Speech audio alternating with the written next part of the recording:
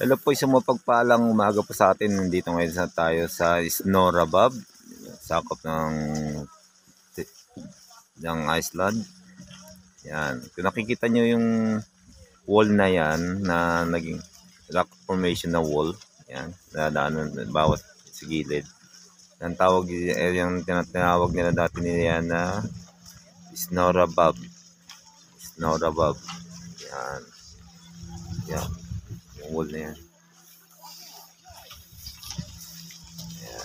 Tawag yan nila yung yan Snorabab. Yan Snorabab yung wall na yan.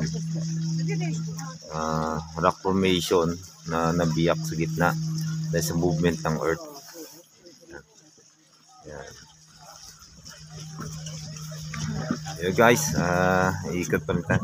And may mga island na yan. Nagkaroon ng island dahil sa movement ng earth at ng mga volcano.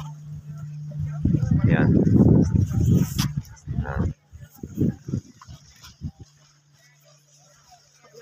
Hindi po dito sa Reykjavik, Iceland. Yan po. Maraming salamat po. Yan,